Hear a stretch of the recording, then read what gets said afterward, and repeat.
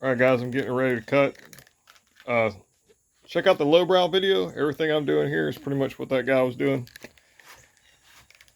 The top is 6 7/16 from the gas tank hole. They don't specify, inside, center, or edge of the gas tank hole. I'm just guessing it's edge. At 6 7/16 on the top. Bottom is going to be the lower engine mount, 14 3/8. Again, I just went from the outside of the hole bung. I mean, outside of the hole would be right there. That's the bung. I'm just going to go from the bung. But 14 3/8.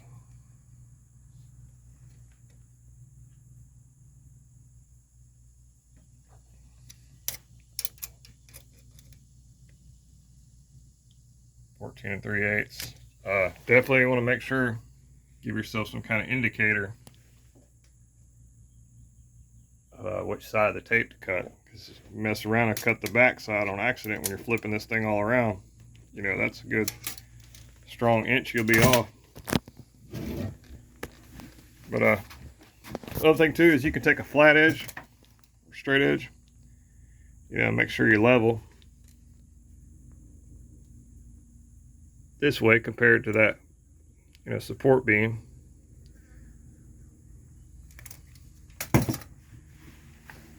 But I'll get this outside and we'll start cutting on it. One thing to kind of watch out for on my last one, I noticed there's a lot of pressure on the spine. There may or may not be on this one, but you try to go at this with a Sawzall and this thing pinches, it's gonna be a fucking mess. You also want to cut a little strong because you may end up getting your cut wonky. Then you're going to need to grind back to get it nice and straight and smooth. So I probably won't cut right to the line. I'll cut just a little bit out, and you can always grind it back smooth. No big deal. All right, I'll cut it. We'll come back. All right, I moved it back just a little bit. There's a good possibility at the factory this wasn't welded in perfectly straight. And all this doesn't have to be absolute. I mean, you're going to have a gap. You want a gap so you can fill it when you weld.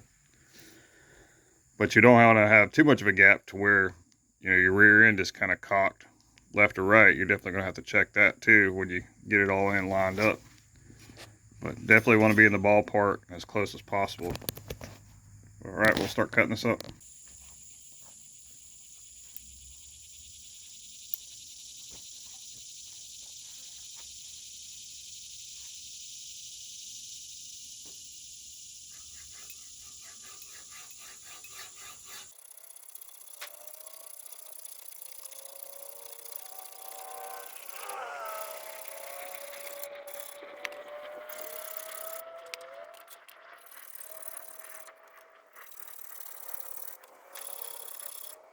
We're going to put a new blade on this. We'll come back.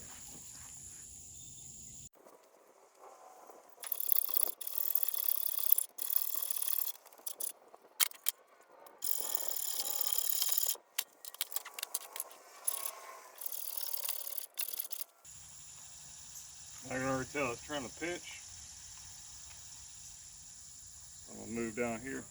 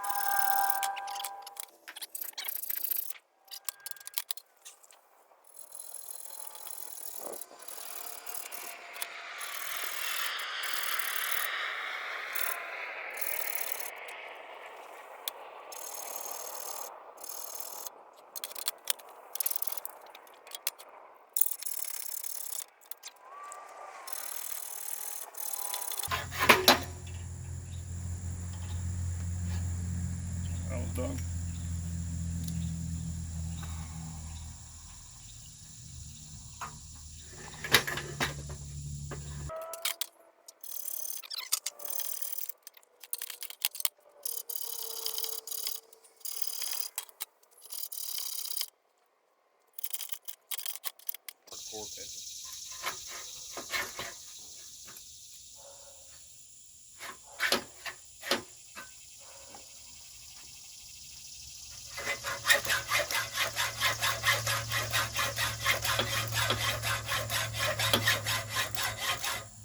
Watch out for the spring in the backbone.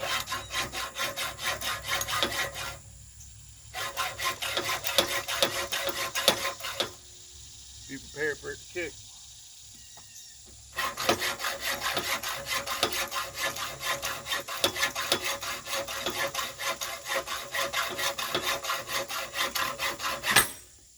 Woo!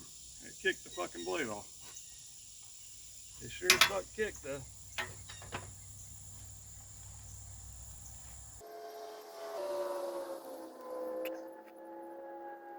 We're done.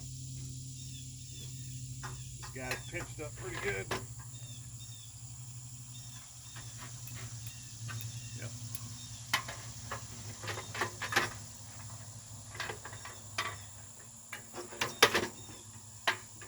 There we go.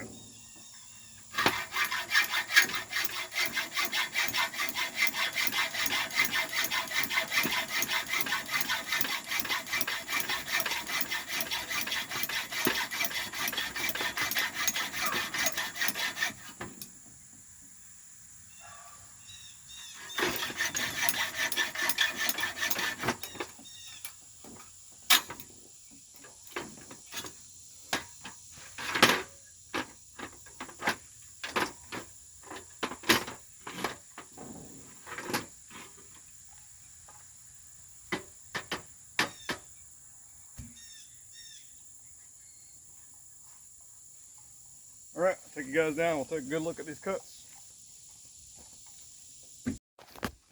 Alright, let's look at these cuts.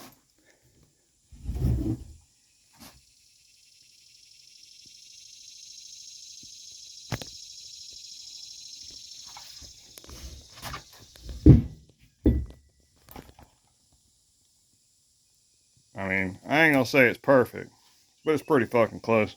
And then you'll say, why the fuck did you use a hacksaw to do that? With this one, I used a cutoff wheel. And I did that because in every video, that's what everybody uses. Problem with the cutoff wheel is it gives you some sloppy, shitty fucking cuts that you have to clean up a lot. Now, I got these nice, pretty cuts, but there's a good possibility still that I'm going to have to, for fitment, grind this back to here and fuck up my pretty cut. But, you know, at least you got a clean cut. Man, if you got a good hacksaw blade and you know how to use it, this didn't take me long at all. So, it can be done both ways. I don't think there's a right and wrong. It's just how I want to do it this time because I know a hacksaw blade can give me a clean cut. I do want to set y'all up and show y'all some weight difference though.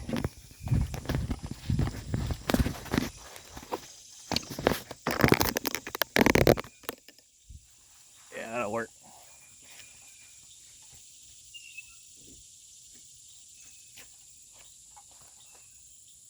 Hoping you can see all this.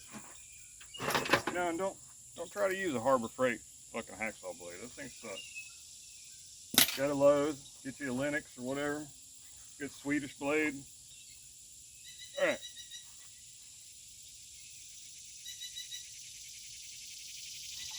I mean, that's half the difference.